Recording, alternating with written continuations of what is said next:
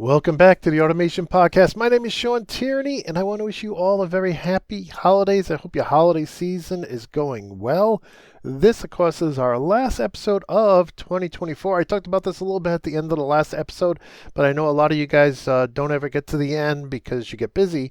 So I just wanted to wish you a very happy holidays here at the beginning of this episode, and I hope everything's going well for you guys.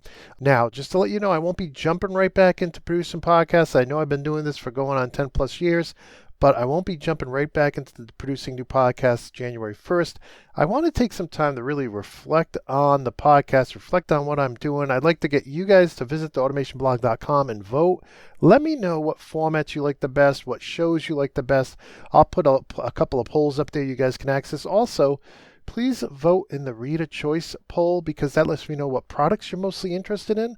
So those will be the last two posts for the year up at, except for like Merry Christmas, up at theautomationblog.com. So please, if you get a chance to do that, and if nobody votes, then that tells me something too. But I think you guys will vote because our numbers are great. I want to thank you all for tuning in every week and learning about new industrial automation products and technologies and the occasional interview too. And as we go forward, I'm thinking about a couple of different things. Of course, the sponsored episodes, when a vendor comes on and say, hey, we don't mind offsetting the cost to produce the show, those will continue. What I'm struggling with is the unsponsored episodes. Do I do any unsponsored?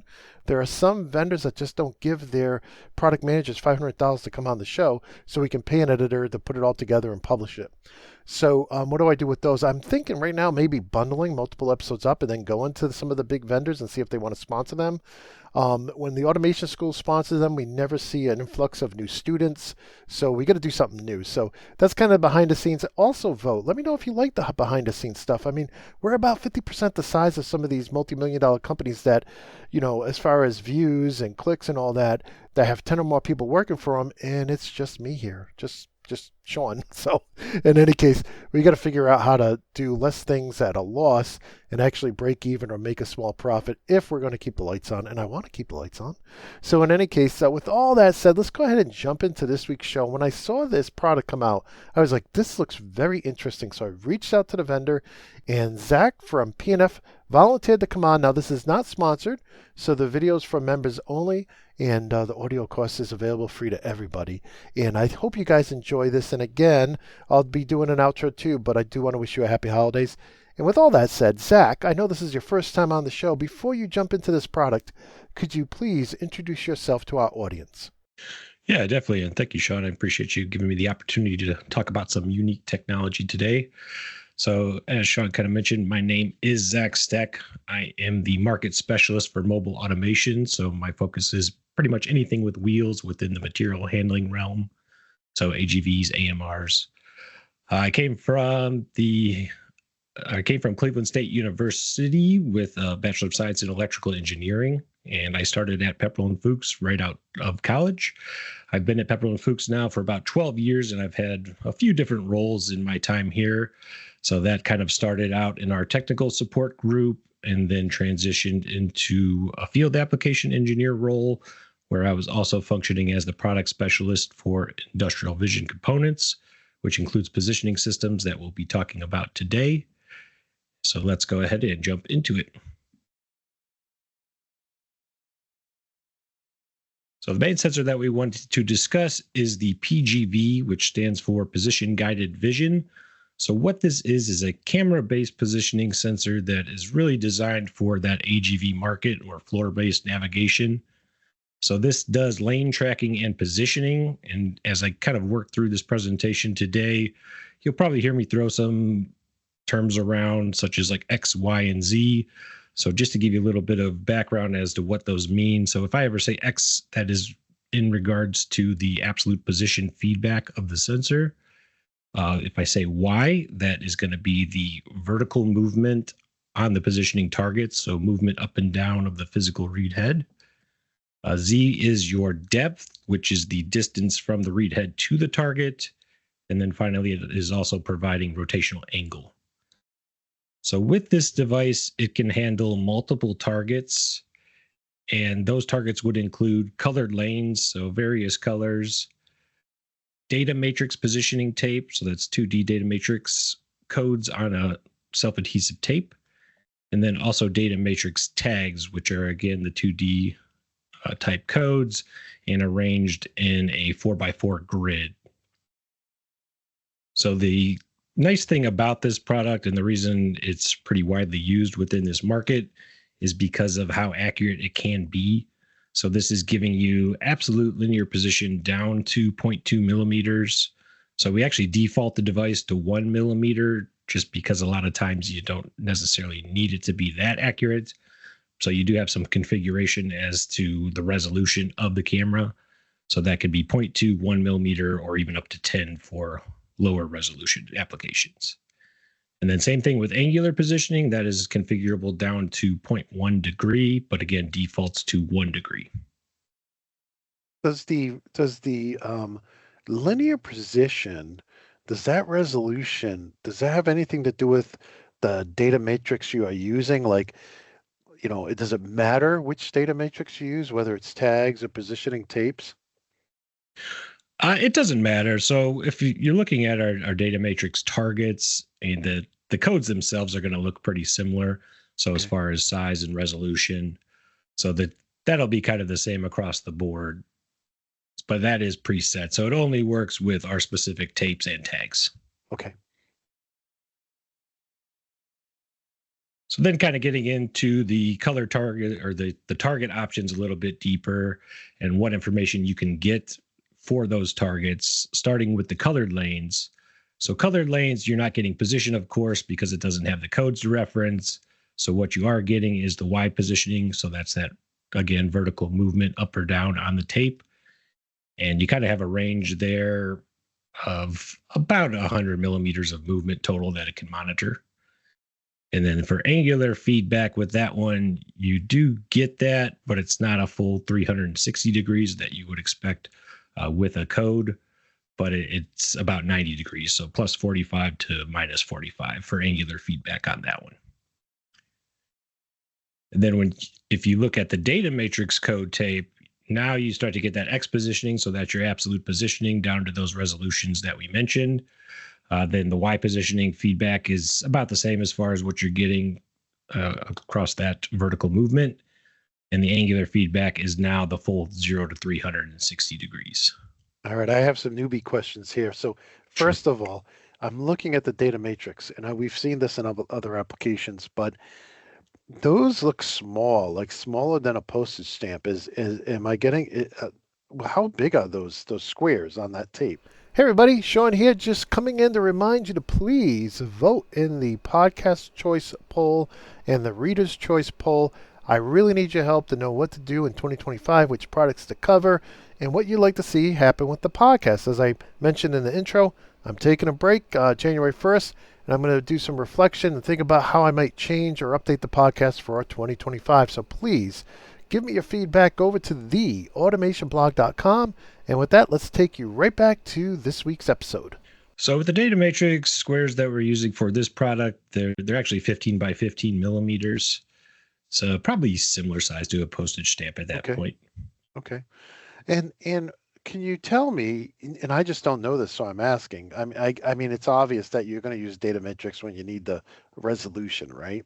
Mm-hmm. But what kind of applications would use the colored lanes? What kind of applications do we? I mean, I would just think, I'm just like more information better. Why not always use data matrix? But there has to be applications where they're just using the colored lanes, right? Why would somebody choose that today in this day and age, versus just doing the data matrix? So you always have that information. That's right. Yeah. So basically, if you're using the color tape, usually that is just for path following. So maybe you don't really need the position data at that point. So as long as you're just following a path, going in a loop, whatever the case may be, but you don't necessarily need the higher resolution position feedback. So position feedback comes into play more if you're getting into something that requires a little more precision. So as far as maybe an AGV that's moving down a rack system needing to stop at a certain location along the rack, that's when you kind of look towards the data matrix tape. So usually the color tape would just be more just a simple path following type application. Okay, makes sense. So as we jump along here, so the next thing would be the data matrix code tags that I mentioned. So that's the 4x4 grid type. So with that one, you're getting a lot of the same information as the positional tape. So that X, Y, and angular feedback. But the other thing that you get that makes this unique is an identification number. So you're getting a tag number. So in this case, could be tag number 10. And basically what that allows you to do is use that tag to kind of issue commands in order to get the AGV to the next spot. So a lot of times you'll see that these will be set up in a grid type formation, and then there's certain commands set to specific tag numbers that allow these AGVs to kind of jump from tag to tag. And then the other thing that we have available that can be used in combination with either a colored code tape or a data matrix code tape is what we call a control code. So this, similar to the tag, adds an identification number. So this can be placed alongside the tape that you already have for positioning, and then add an identification number to either control an action. So maybe once I see this control code number, let's say 5, that tells this AGV that it needs to reduce speed because it's coming up to an area where it's going to be stopping. Something so in along that those case, lines. it can read both of them at the same time? That's correct. Yeah, so that Okay. could be placed next to the tape, and it sees both of them and will act accordingly. Excellent.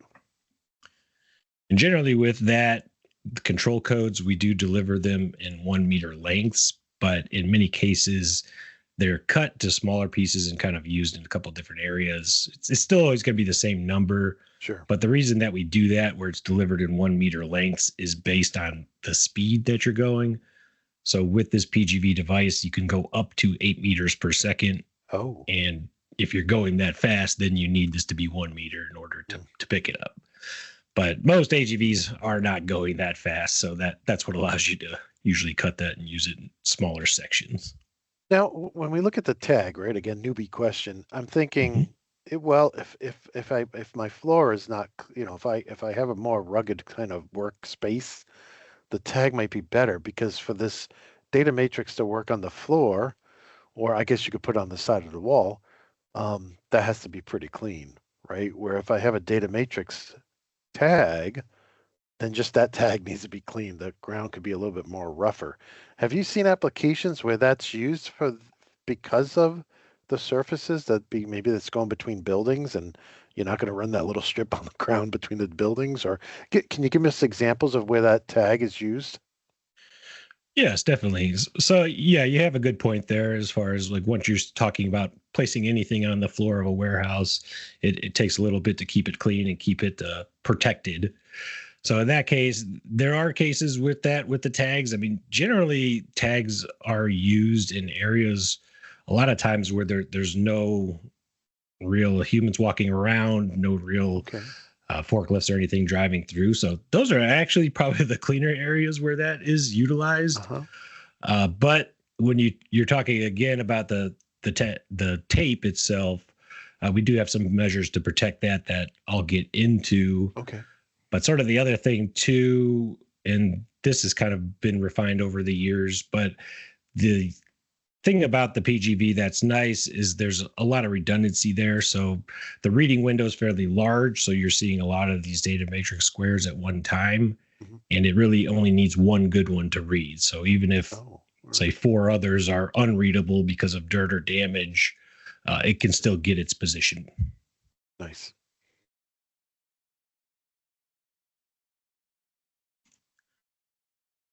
Okay, so with the PGV, a lot of times it is an alternative for magnetic tape and magnetic sensors.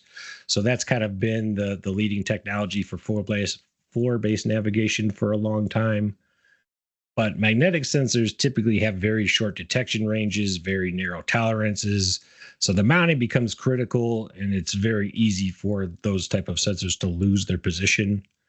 So the PGV offers us a much more flexible alternative because of the large window that I mentioned, and then also the large tolerances on the mounting and the mounting orientations. So like I mentioned before, the reading window is fairly large. So it's 120 millimeters by 80 is the size of that window.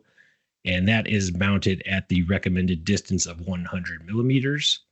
So with that recommended mounting distance, you do have some tolerance there as well. So you get about plus or minus 20 millimeters from that 100 with no effect on its reading abilities. Another nice thing too is the angular tilt. So this would be the orientation of the read head to the floor. So even if it's slightly crooked, it will still be able to read up to a plus or minus 30 degrees.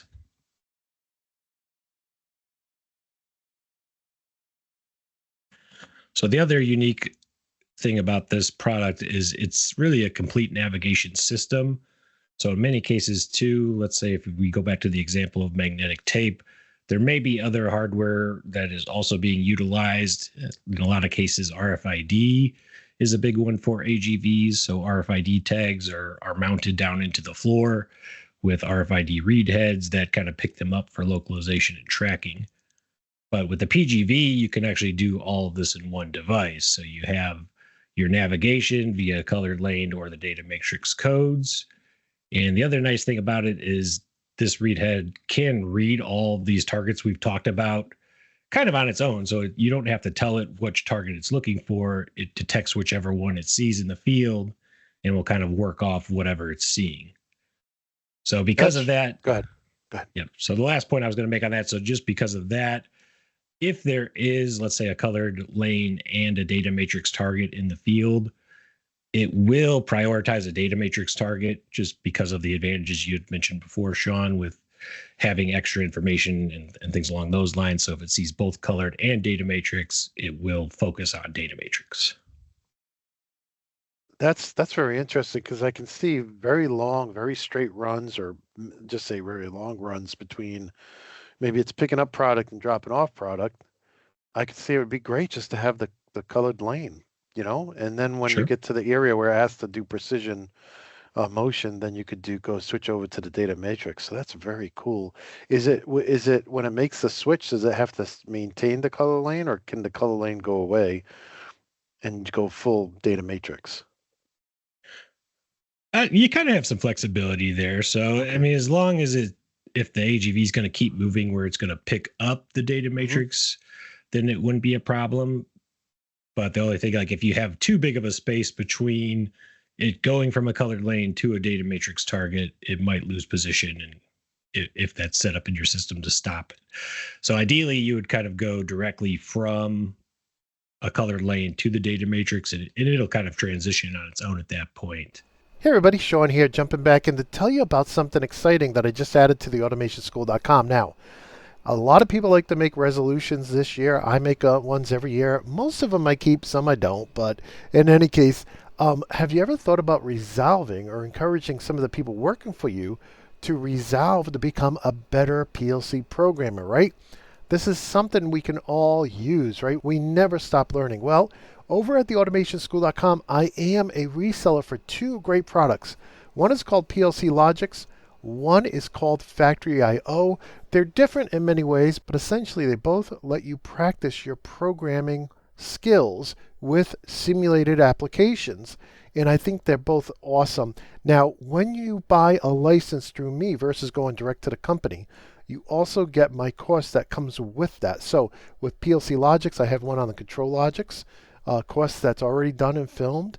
On the Factory I/O, I'm actually filming those as we speak. As soon as I get done doing this ad, I'm going to be adding more lessons, and you'll see a lot of the lessons are free previews, so if you want to get an idea what the course is like. So with that, please check it out, both PLC Logics and Factory I/O over at theautomationschool.com, both discounted right now and including a free course. And with that, let's go ahead and jump back into this week's episode. Okay. And the other thing you can do with that too is if you utilize control codes, and another feature which I haven't mentioned yet, but this PGV read head can read multiple lanes at a time. Oh. So you can read up to 2 lanes by default, but we also have the ability to read 3 lanes.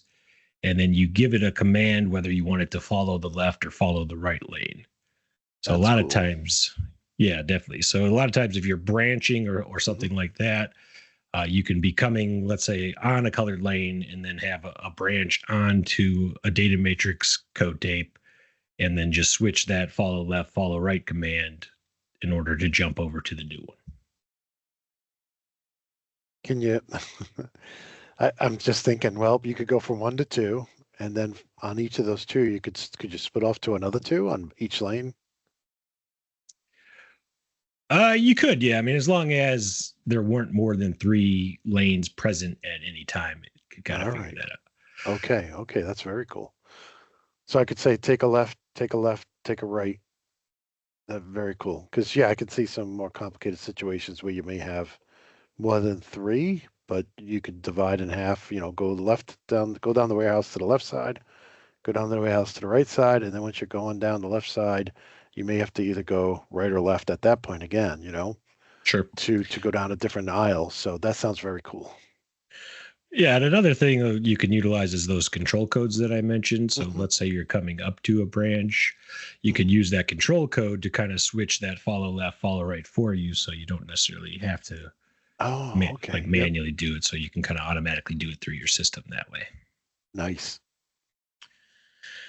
And then the other thing with the control codes is in the situation that I was describing before, where you have RFID read heads. So now that control code kind of takes the place of that RFID tag that's in the floor. You're just kind of utilizing now the control code in order to get that localization or tracking area where the AGV is at. Yeah.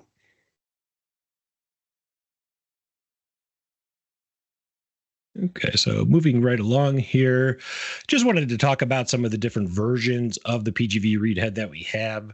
So there's a standard PGV reader, or what we kind of classify as the standard. So with this one, it's kind of alternating white and blue illumination LEDs. So that's an important thing to note about this product too, that it is providing its own illumination for the camera system.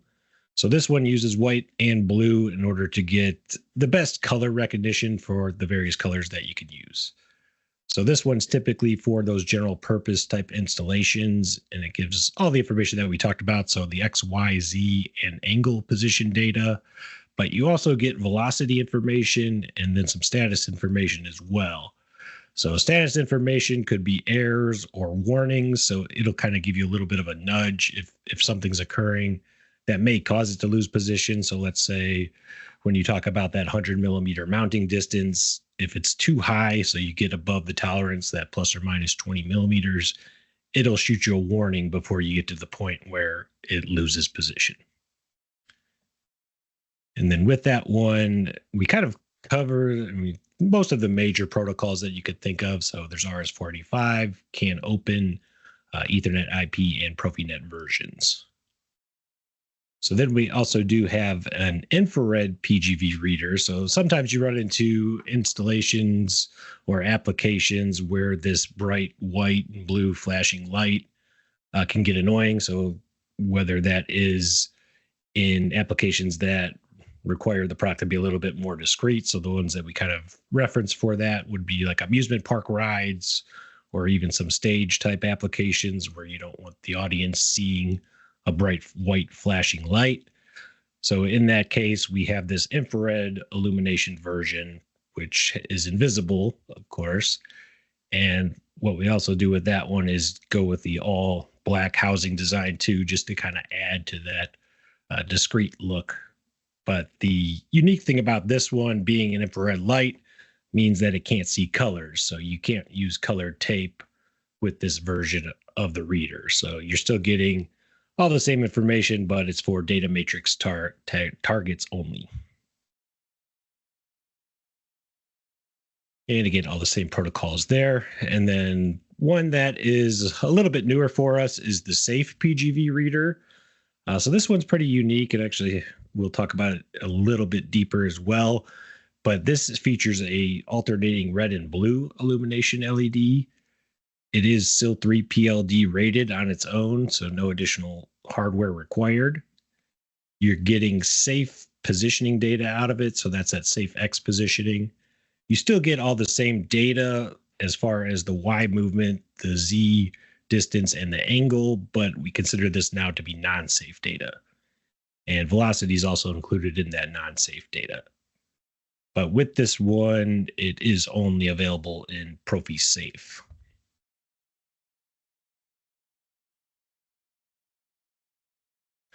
So when we talk about that unique function of using the multi-LED design, so with that red and blue LED, that's kind of the unique thing that we're using here in order to get these safety approvals.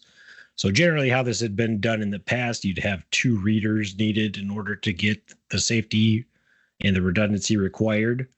So with this, what it allows us to do, so every time the camera takes an image with the blue LEDs illuminated, it'll read this multicolored code tape and kind of get two separate independent readouts.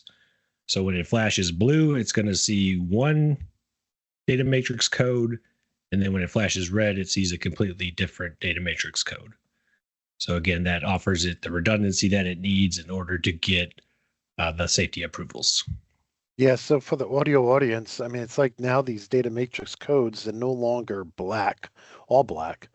There's a large percentage of this data matrix code that is that's two different colors, like in this case, light blue and dark yellow. So you got actually three colors now. It's not a single color data matrix code, it's a three-color code. And I can see that both the blue light and the red light can see the black. But the blue light can only see, and just in this example, the blue light can only see the yellow part of the code, whereas the red light can only see the blue part of the code. So each of them are looking at a different part of that label, of that code on the floor. So you're getting two separate readings. And yeah, that's very interesting. Thanks. So let me turn it back to you, Zach. Yeah, definitely. Yeah, so that's very unique for this product and pretty much the only one like that on the market. So just from kind of working with this product and offering it for many years, we've gotten different requests for different versions of it. So these are some of the special types that we've kind of come out with in order to fit into certain applications. So one thing that we did is created a reduced cost read head. So this was specifically created for like the small bot market. So these bots are typically using those 4x4 tags for navigation. So again, that's that grid-based navigation system. So because of that, they're not using the color lanes. So now we can kind of utilize red illumination LEDs, which works for the data matrix targets. We're adding a cable to this one, so a fixed cable instead of offering the M12 connection types.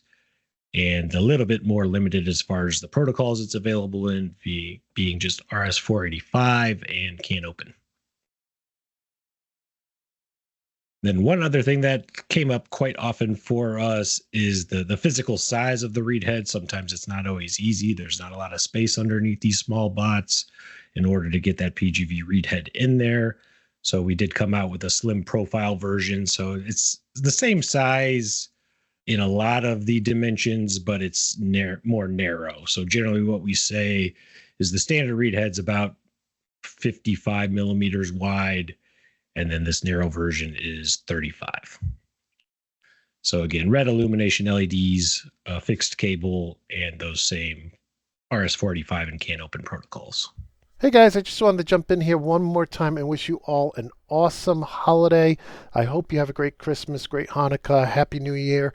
In the last break, we talked about resolving to become a better PLC programmer. So I hope you guys, if you know anybody who needs to do that, please have them check out Factory IO and PLC Logics over at theautomationschool.com. We also talked about how I'm pausing the show on January 1st, and I'm really looking for your feedback. So please visit theautomationblog.com and vote in those polls. I'll probably close them out around January 8th. So in any case, please go vote in those polls. And with that, let's go ahead and jump right back into this week's show. So now I wanted to talk a little bit about the accessories that are available for the PGV device. So one of them being mounting hardware. So with this, there's not a lot of options for mounting hardware, but we do have a few things available as far as right-angled brackets, things along those lines. But generally with the PGV reader itself, it does have metal inserts that are threaded. So it's pretty easy to mount to whatever plate already exists on the design. But if brackets are required, they are available. And then as far as the tape goes, we do offer the polyester tape. So we have the color tape available in 4 colors: blue, green, red, and yellow. And then also the data matrix code tape would be available in rolls. We also have the self-adhesive polyester tags, and we only really talked about the 4x4 type setup for the data matrix codes, but we also do have a 2x2 version. So where the advantage comes in using the bigger one is just more tolerances on movement. So you have a little more area in which this bot can move around before it gets off the edge of the tag. There's also some alignment tools. So this is just to kind of help you in installing the tape or also getting the correct distance from the reader to the tape target. So basically what this one tool does, it clips onto the back of the read head and then kind of gives you that distance of 100 millimeters just to make sure you're as close as possible to that recommended mounting distance. And then kind of a unique one there too, as far as utilizing permanent markers. So there's a plastic housing that mounts the same as the PGV reader and then has a couple of permanent markers that you can use to kind of draw some lines to make sure when you're putting down the tape, it stays in the position it should be. I mean, that's probably more popular for what we mentioned if you're putting the tape on walls or things like that versus the floor. And then another thing that's important, so again, kind of going back to what we were talking about earlier, protecting the code tape, protecting the tags, protecting the color tape. So we do have various versions of protective laminate covers that are available. Some of them in different thicknesses, some with tapered edges. But the important thing with these is that they're matte. So you just want to make sure when you're covering it with something, you don't want it to be too reflective. So these are kind of specifically designed to be protective covers for this tape and not affect its ability to read it. And the final items here are more for software configuration. So we do have a software program that I'll kind of get into a little bit later, but that does require an interface cable. So depending on what model you have and what type of protocol it is, there's a couple of different ones. So basically one of those would cover all the RS-485 read heads, and then the other would cover all the bus models. So whether that's Ethernet IP, Profinet, can't open any of those.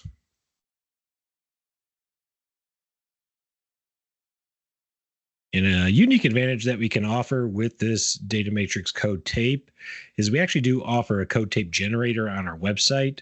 So where this becomes useful is if an area gets damaged, let's say, torn up to the point where you can't read it, but you need to order a replacement section. So generally, if you're ordering a replacement section, then that is a custom order. So it does take a little bit of time to get that. And in the meantime, what you can do is kind of go to our website, access this code tape generator, type in the information that you need. So a starting position, the length of the tape, and it will generate PDF versions that you can kind of cut out, stick down. Usually we'd recommend putting a protective cover over top of it because now you might just be using paper instead of the more durable polyester coated tag or tape. And so this kind of gives you a nice way to get out of trouble, let's say.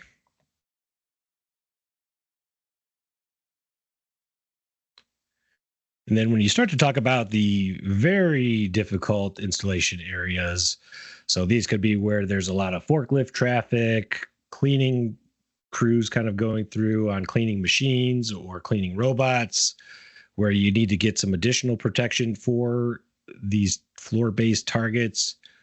In those situations, we are now offering a metal code bar. So this is actually a printed aluminum code bar. And then you can have a few different options for profile sections that it kind of drops down into. So one of those profile options would be countersunk. So kind of countersinking it into the floor. That takes a little bit more effort because you have to cut out a groove and then kind of mount it down into it. So we also do offer a much easier to install drive over profile, which again has some tapered edges, completely made out of metal and pretty uniquely designed in order to allow you to still be able to do some curves, even up to tight curves. So the way we kind of do that is we offer these metal pieces in various length sections from 500 down to 100 millimeters. And the 100 millimeters does allow you to get some pretty tight curves with it.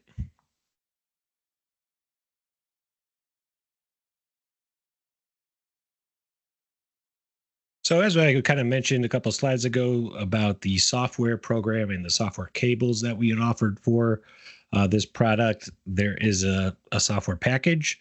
So this is a free download from our website. It's not anything that you need to pay extra for, but it does offer some pretty unique things in regards to parameterization and troubleshooting that I'll kind of go through here over the next couple slides.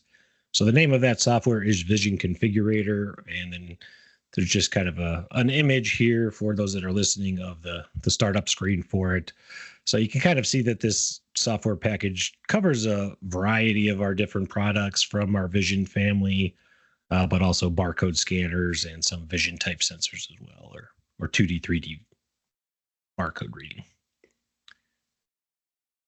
So within this software, you have a lot of options for parameterization. I'm just kind of highlighting some of them here, but I'll speak to some as well. So as far as that resolution change that I'd mentioned, so if you do want to adjust the resolution from that default 1 millimeter down to the higher resolution, you can do that in the software. You can also do some other things as far as how it behaves when it loses position. In some cases, it will just drop to a 0 position at that point, where you can kind of tell it to store the last red position. And so basically this allows you to make all of the configuration changes that you want for your specific application. And then you can also save that job file. So if you're getting multiples of these read heads down the line, you can kind of open that up and load it to the next read head without having to go through all the drop downs and selecting everything independently anymore. Does this also give you real-time feedback from the head if you're connected to it? It does, yeah. So that's kind of the next slide here that I was going to discuss. So you can connect this to the PGV and get the real-time readout. So with this one, it'll give you an indication of what target it sees. So it gives you a little image of what it's looking at.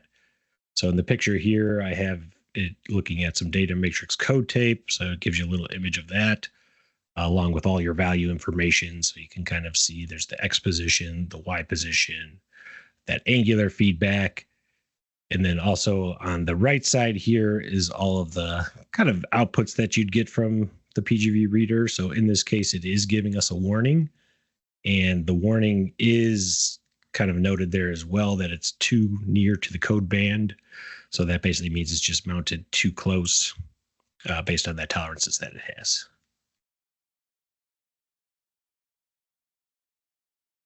So another troubleshooting tool that you have within this software is you can actually take the camera image from the PGV read head. So you can capture the image. It'll give you back what it's seeing. I mean, this image here, just to kind of describe it, is not a perfect image because you can see some of the codes are distorted. And the reason for that, and this is a prime example of kind of what we look out for, is this particular code tape in this image has a protective cover over it that is too reflective. So you're getting reflections from the LEDs from the read head that are distorting some of the codes. So that's a one that comes up quite often, I would say. So it's nice to have this tool to be able to look at, or just ask to take an image and send into our support team so we can kind of see what's going on.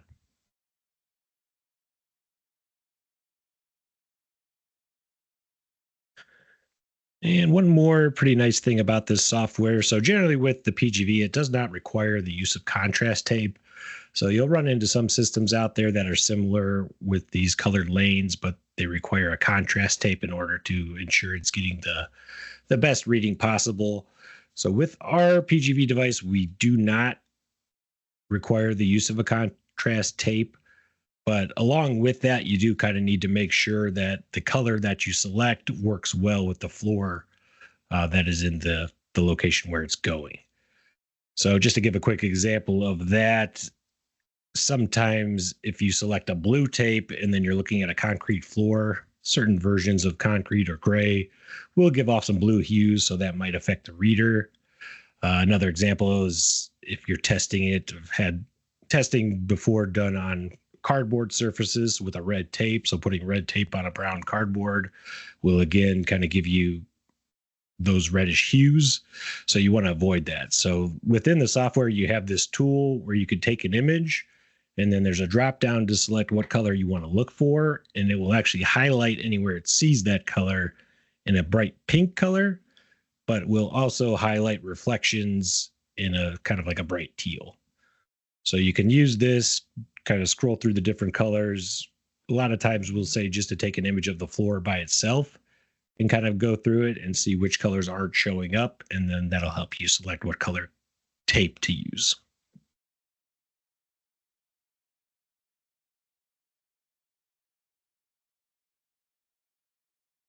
Okay, so then as you get into the PLC side of the PGV, we do also try to make this as simple as possible. So with this, from our website, you are able to download the EDS file for use within an Allen Bradley PLC or Studio 5000, RS Logix 5000, any of those. And there is an add-on instruction that kind of handles everything for you. You do have some control over the follow left, follow right lane. And then it simplifies everything to provide all the data that you would need out of the read head. And we do have a PDF guide that kind of walks through that as well, which is pretty nice. So it'll kind of break that down and explain everything and how it's set up. And you could also do parameterization with the PGV through the PLC. So similar to what we did in the Vision Configurator software, all of those things can be done within the PLC as well. And that is built into the EDS file and the control tables. And then on the Profinet side, we do have the tools available for that as well. Generally for that, all you really need is the GSDML file, and that kind of breaks it all down for you. So it'll allow you to kind of set up the watch tables and get to parameterization information without any additional need for function blocks or anything like that.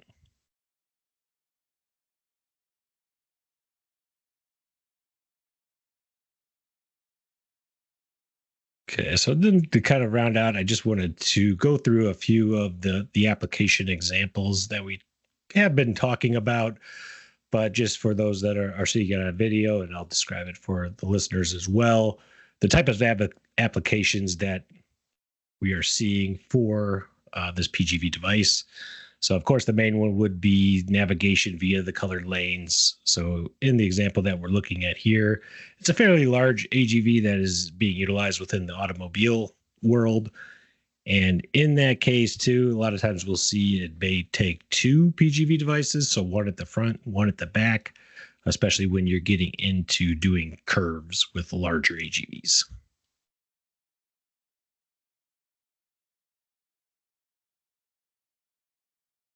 So the next one just kind of gives here an example of this grid-based navigation or some images that kind of tie it all together. So this is what we're talking about with these small little bots. So there's some small bots that are kind of sorting and delivering packages into certain slots. And there is a grid of these 4x4 tags kind of spread out throughout the floor. So basically that's how these are navigating, just taking in each command and jumping from tag to tag to know where it needs to go, and also preventing any types of collisions with other small bots.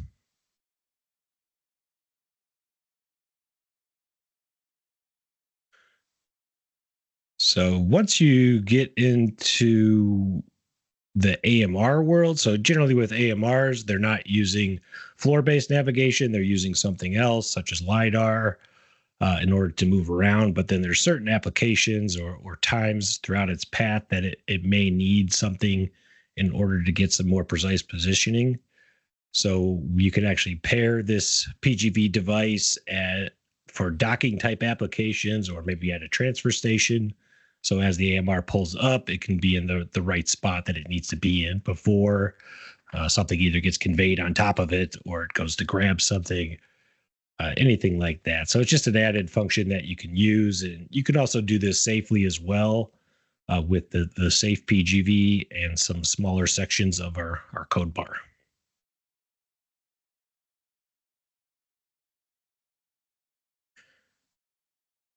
This next one here is a little bit unique because it's not so much based on floor-based navigation anymore, but this application is for alignment of automated bots. So in this case, you have a small little robot that's basically driving underneath of a racking system. So with the PGV mounted on top looking up, it's going to be able to pick up a tag that is mounted on the bottom side of that rack. And then you're able to get identification information, but also positioning feedback in order for it to center itself underneath the rack before it lifts it up. So that's a little bit more unique solution, utilizing a PGV outside of its normal floor navigation.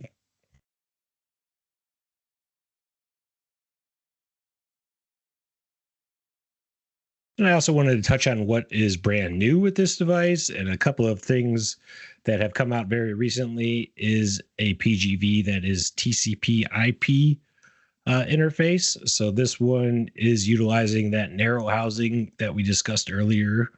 So it's the little slimmer housing, but it is TCP/IP, so it allows you to connect it directly to a PC or even single board computers.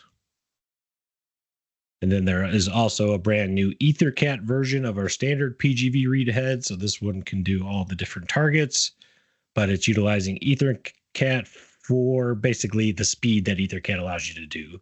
So EtherCAT has that fastest transmission speed available within the Ethernet technology. And now we have an option to utilize that with the PGV.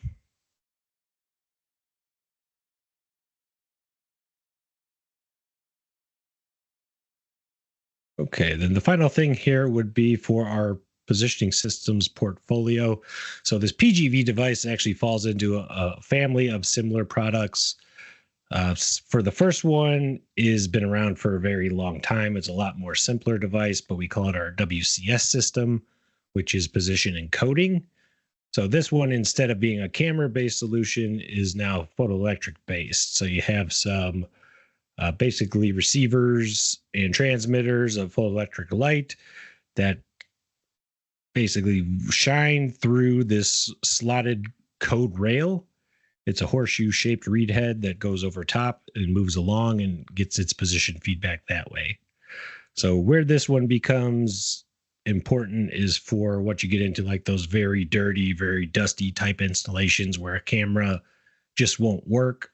So this is more of the heavy duty alternative where you need positioning, but need something a little bit more durable, not so camera based. And then we have the PCV, which is position coded vision. So this was kind of the first foray into this type of camera-based positioning sensor. This one's been available since about 2013. It was a little bit different because it used a lot smaller code squares. So the data matrix code squares were then 7x7. But in order to get additional redundancy, there were multiple rows of them. But what we found over time is that the little bit larger data matrix codes offer better protection against dirt and debris that's on top of it. So when you're that small, a small granule of dirt or anything like that may take out one of the codes, which you don't have that problem when you go with a little bit bigger code. So with the PCV was what we kind of would call the first generation. And then about 2019, the PXV was released, which is position extended vision. So this is the next version of the PCV read head, which now utilizes the bigger codes, the larger reading window because of the camera-based upgrades. And this is more for like your linear position applications. So both the PCV and PXV are all linear positioning, whereas PGV is geared towards AGV navigation. So this one is really only giving you X and Y information. You're not getting that angular feedback because it's not really following a path anymore. But a lot of the same features and functions that we talked about for PGV would also translate to the PXV. And with that, that is the end of my presentation. Well, Zach, I really appreciate you for coming on the show. There was so much there to learn about, but it was very interesting to see the PGV and what it does and how it works. And now you have an EtherCAT version, but you also had the Ethernet IP, the Profinet. You have Profi Safe if it's needed in one of the models. You have Can Open, of course, RS-485. And and you also had TCP, which recently came out as well, TCP/IP for those computers. So very interesting stuff, and I appreciate you going through all the applications with me. I guess from the viewer standpoint or the listener standpoint, if somebody wants to learn more about these, where would you send them? Yeah, so the best place would be our Pepperl+Fuchs website. I mean, I also can bring up some information too. If you want to contact me directly, my contact information will be here, as well as our Pepperl+Fuchs website. And then you can kind of navigate to the positioning systems page, which will include everything that we've discussed here. Excellent, excellent. And are you on LinkedIn as well? I am on LinkedIn, so yeah, you can Okay. also find me there. Okay, great. So, guys, if this is something you're interested in, check out the PNF website. And I say PNF because I can't say Pepperl+Fuchs Sure. very well. So, Yeah, but keep in it any easy. case, yeah, yeah, they have just put the US dot in front of the Pepperl-Fuchs.com, and that'll get you to their website. They have and Zach's you can see Zach's email there if you're watching, but they have they're a big company. They have people offices worldwide, and but you can also find them on all the social medias as well. And with that, Zach, I just want to thank you for coming on the show and going through this. I learned a lot, and I really appreciate it, and I know the audience does as well. Yeah, I'm glad. I hope it was helpful. And as I said, if there's any questions, like feel free to reach out to me directly or visit our website. Well, I hope you guys enjoyed that episode. I want to thank Zach for coming on the show. I also want to thank our members. We don't have a lot of members, but we do appreciate each and every one of you. You guys, there are coupons up there to get free ebooks, free video collections. So please go check that out. I talked about that in a video earlier this week. You can find that at the Automation blog and on YouTube because that's the only two places we have memberships. So check that out. Please get your free stuff. It's my appreciation of you being a supporter that I wanted to give away my ebooks and video collection to you guys. So with that said, I also want to thank everybody who listened this year. I want to wish you all an awesome rest of your holiday, a very Merry Christmas, a very Happy New Year, Happy Hanukkah, and I also want to wish you all good health and happiness. And until next time, my friends, peace.